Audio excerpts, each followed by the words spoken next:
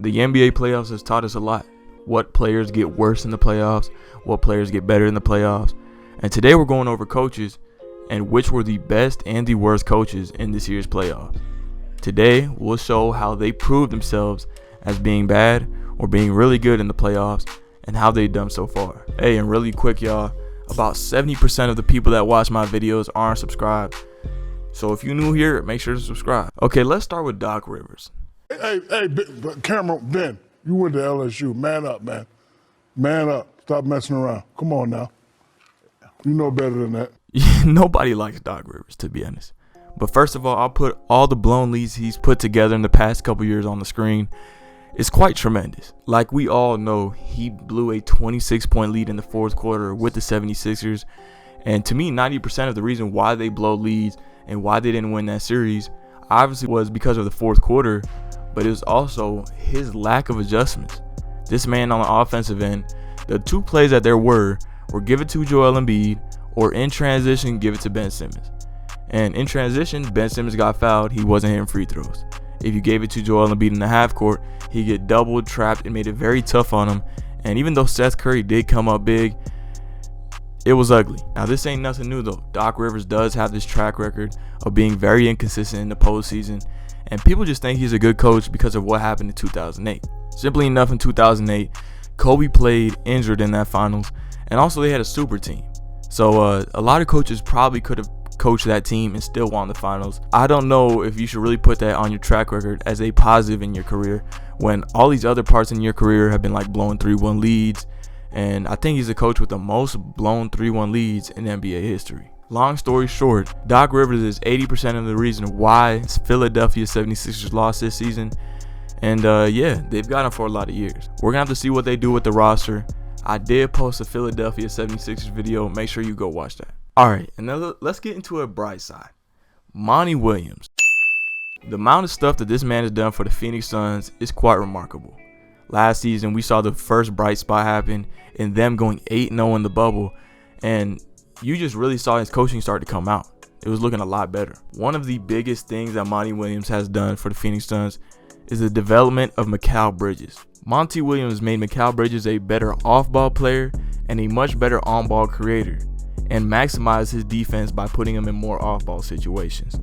Now, why it's so important to maximize his defense in off-ball situations is off-ball defense is much more impactful than on-ball defense. On-ball defense is great. One of the best on-ball defenders ever, Kawhi Leonard, he was elite and he really shut down players.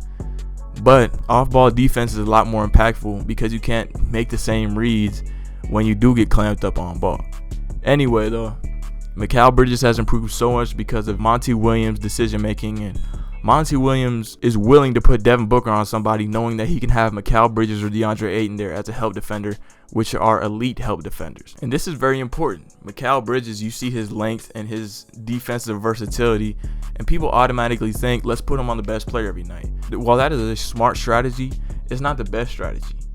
You know, Giannis as a help defender is 10 times more impactful than an on-ball defender. But if you just think of, we're going against LeBron tonight, let's put him on LeBron. Giannis can impact the game so much more by that help defense and that rim protection that he brings. Just putting him on LeBron James might not be the best idea. Even though it will be impactful, it's probably not the best idea. So Monty Williams' willingness to be flexible with his roster and how they play defense is very important to this Phoenix Suns team's success.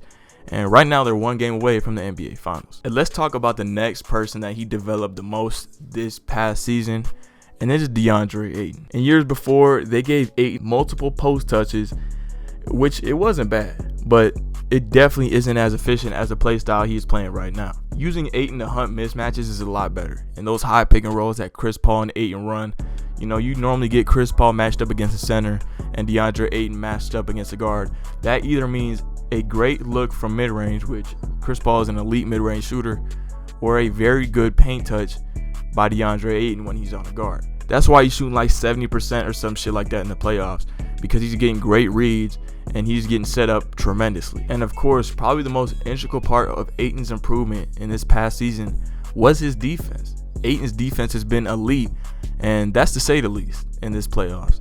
Ayton has played great defense against elite bigs like Anthony Davis and Nikola Jokic, Yeah, Nikola Jokic and Anthony Davis still had good games against him, but I mean that's just because they're superstars. DeAndre Ayton has been quite literally one of the most important pieces on this Phoenix Suns team, considering he brings so much rim protection and positional defense at that center position. Then let's get to one of the more controversial coaches, one that I'm on a hate relationship with him, and that is Mike Budenholz.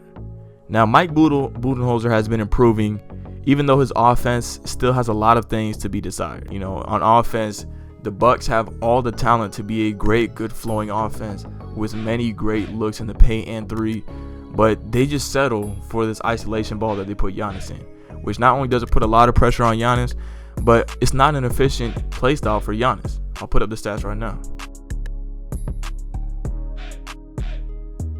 But when you have one of the greatest finishers ever, and you have Jrue Holiday, which is a really good playmaker, and Chris Middleton, who's an okay passer, and you have all these pieces, and you still don't put Giannis in pick and rolls, it pisses me off. However, though, Mike Budenholzer has improved. Now, PJ Tucker might have been the godsend of this team, but in that series against the Brooklyn Nets, Mike Budenholzer's defensive sets were a lot better than they were in years past. You know, and inevitably getting past those Brooklyn Nets, that might have been the most important part of this run and winning a championship. And then let's get into my favorite story on this list, and that is Nate McMillan. Nate McMillan came into this season, and people really thought of him as a coach that just chokes a lot in the playoffs, and he doesn't make adjustments, and his offense is lackluster at times.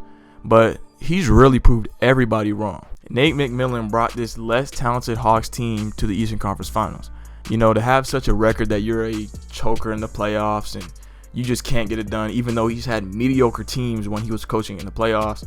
I mean, it shows levels when you can take Trae Young all this way and put him alongside good complementary pieces, but still winning games, even though Bogdan Bogdanovic is having one of the worst times in his career. And this Hawks team success from this past year, it will show a lot on their fan base and also their front office.